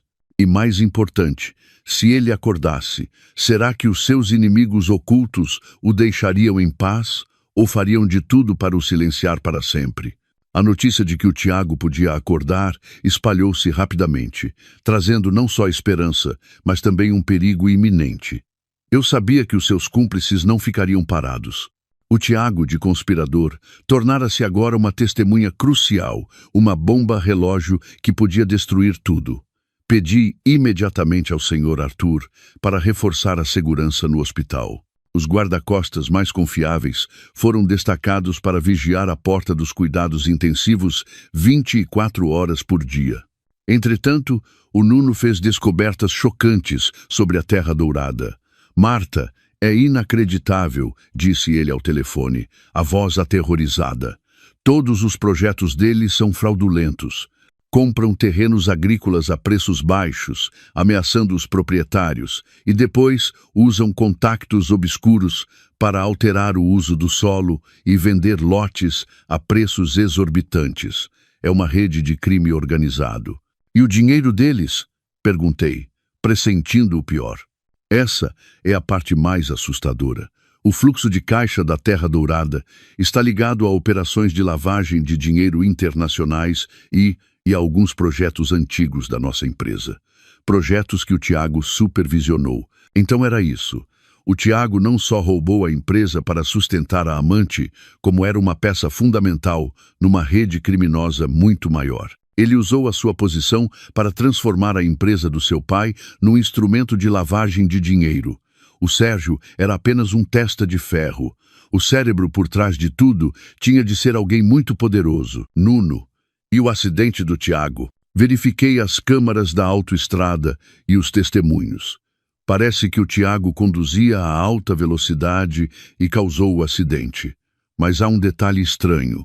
10 minutos antes, o carro dele foi encostado por um caminhão preto sem matrícula visível. Pararam por um momento e depois seguiram. O condutor do caminhão, segundo as testemunhas, tinha uma grande cicatriz no rosto. Um caminhão preto, um homem com uma cicatriz.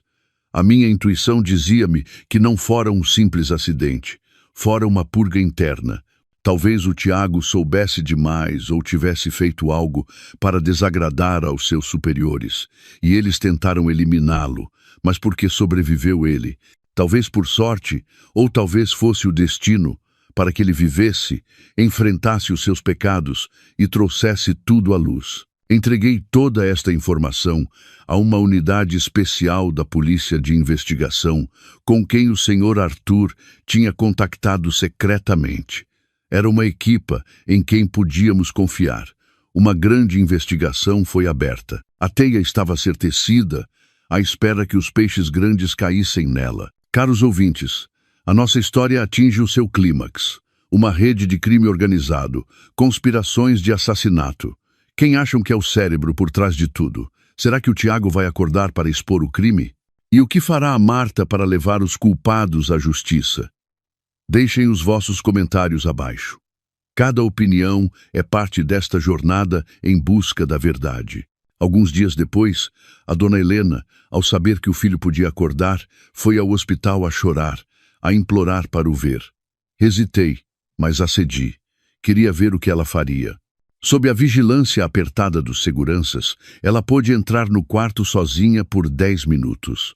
Eu e os polícias observávamos tudo através de uma câmara escondida. Ela entrou e, ao ver o filho imóvel, desatou a chorar. Oh, meu filho, por que te aconteceu isto? Se morreres, como vou eu viver? Depois de se lamentar, começou a dizer coisas estranhas. Foste um tolo, meu filho. Eu avisei-te para não te meteres com essa gente. Eles não são humanos, são demônios. E agora, a Marta está prestes a virar o mundo de cabeça para baixo. Se tu acordares e falares, não seremos só nós, mas toda a família, que eles matarão sem piedade. A tremer, ela tirou uma pequena seringa do bolso, com um líquido incolor. O meu coração parou. O que ia ela fazer? Ia matar o seu próprio filho para o silenciar? Desculpa, meu filho, faço isto pelo teu bem. Se partires, tudo acabará. Ficarás em paz. Ela aproximou a agulha do soro do Tiago. Pare!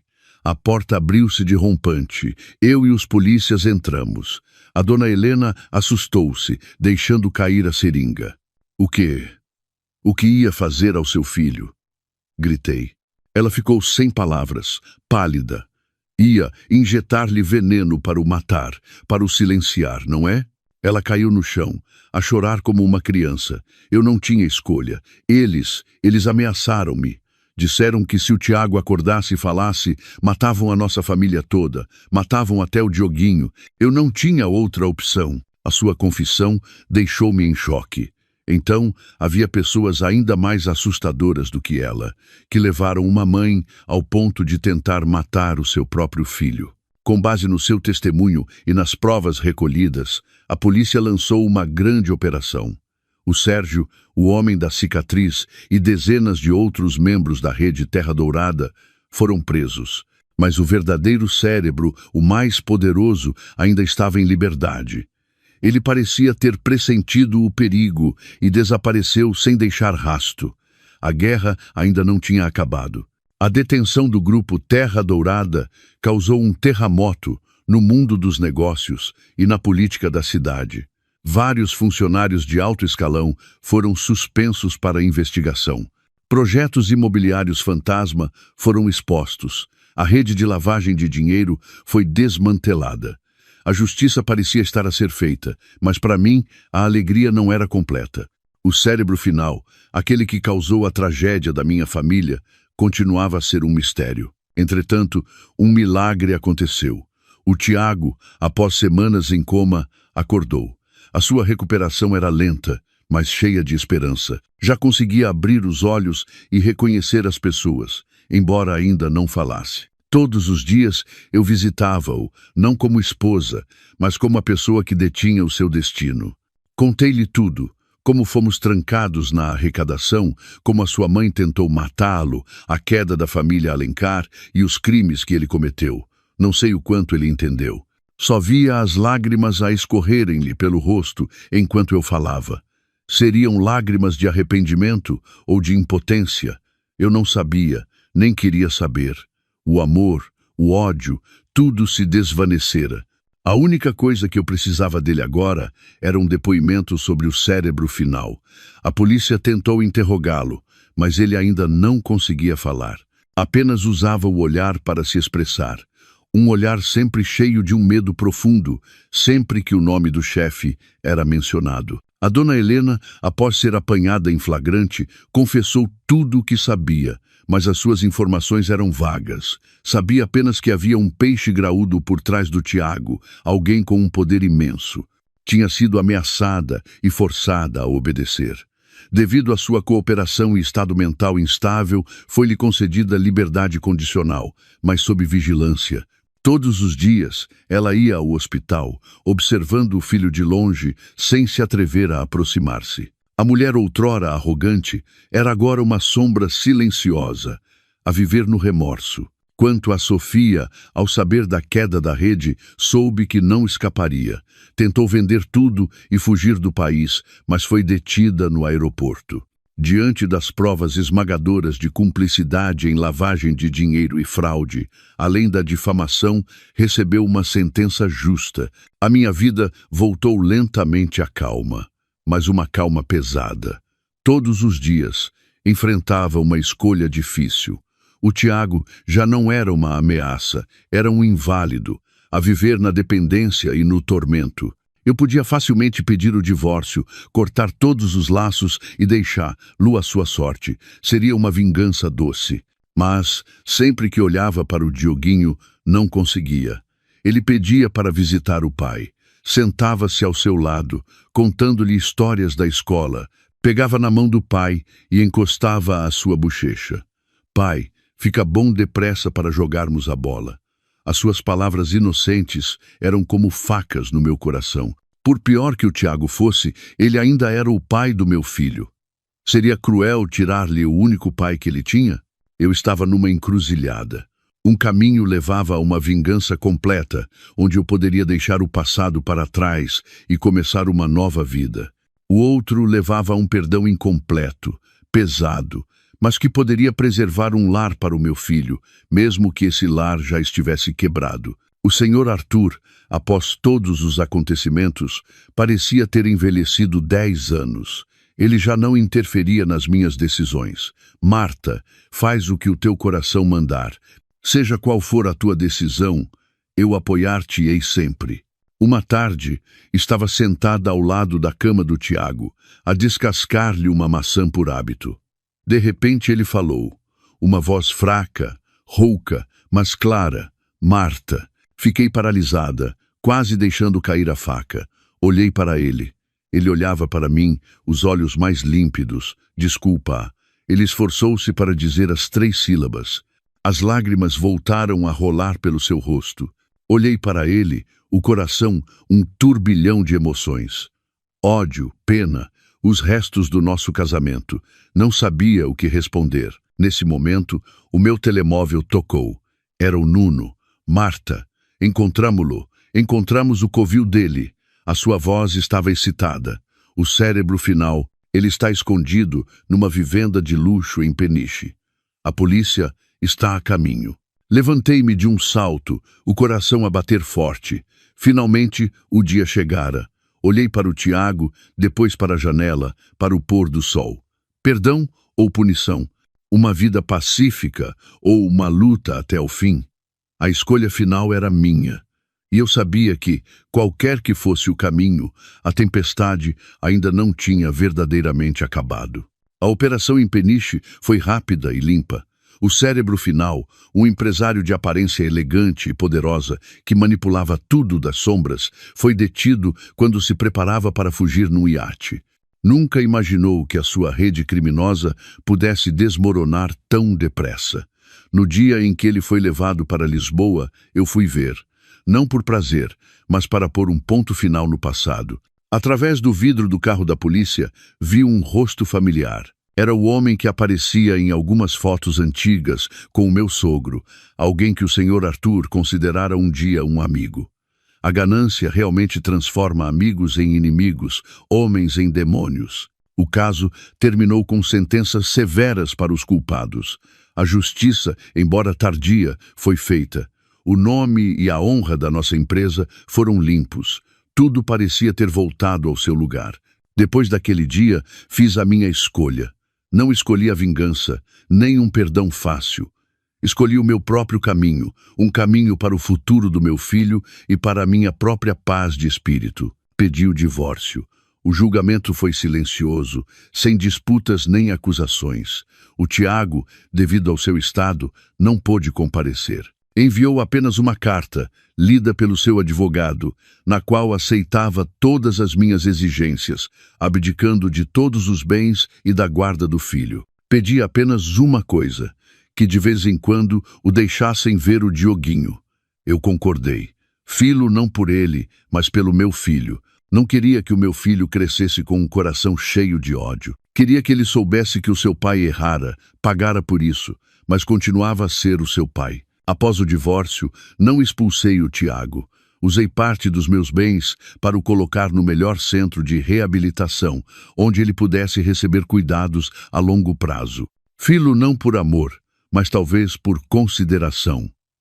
A consideração de 6 anos de casamento, a consideração de um ser humano por outro no fundo do poço. Era a última coisa que podia fazer por ele, e pela minha própria consciência. A dona Helena, depois de tudo, ficou completamente destroçada. Viveu sozinha e isolada na sua antiga casa, sem coragem para encarar ninguém. De vez em quando, eu mandava entregar-lhe comida e medicamentos. Não porque a tivesse perdoado, mas porque sabia que o remorso e a solidão até o fim da vida seriam a sua maior sentença. O tempo passou. 5 anos. A empresa, sob a minha gestão e a do senhor Arthur, cresceu exponencialmente, tornando-se líder no setor. Mas para mim, o maior sucesso não eram os números nos relatórios financeiros, mas o sorriso do meu filho. O Dioguinho é agora um aluno do 5º ano, saudável, inteligente e muito compreensivo. Ele sabe tudo o que aconteceu, não lhe escondi nada, mas ele não guarda rancor. Ama e valoriza ainda mais a sua mãe. Aos fins de semana, por vezes, levo-o a visitar o Tiago. Ele já consegue andar de cadeira de rodas e dizer frases curtas. A sua memória recuperou parcialmente, mas as recordações dos seus crimes parecem ter sido apagadas. Ele só se lembra que teve uma esposa chamada Marta e um filho chamado Dioguinho. Sempre que vê o filho, sorri, um sorriso inocente como o de uma criança. Talvez isso também seja uma libertação para ele. Numa tarde bonita, eu e o Dioguinho passeávamos num parque. O sol dourado estendia-se sobre a relva verde. Mãe, perguntou o Dioguinho de repente, és feliz? Parei por um momento, surpreendida com a pergunta. Olhei para o meu filho, para o seu sorriso puro, e depois para o céu azul. Sorri, um sorriso verdadeiramente sereno. Sim, meu filho. A mãe é muito feliz. Eu pensara que a minha vida era uma longa noite escura, sem saída. Estive presa na arrecadação do desespero, acorrentada pela traição e pela crueldade. Mas foi nessa escuridão que encontrei a luz do amor paternal, da bondade e da minha própria força interior. A porta da arrecadação abriu-se, libertando não só o meu corpo, mas também a minha alma. O meu amanhecer não aconteceu de um dia para o outro. Foi uma longa jornada através da escuridão e da tempestade. E agora, sob o calor do sol, percebo que a felicidade não é a ausência de dor, mas a forma como a enfrentamos e superamos. A minha nova vida, a vida do meu filho, está agora a começar. Uma vida sem ódio, apenas com amor, perdão e um céu pacífico pela frente.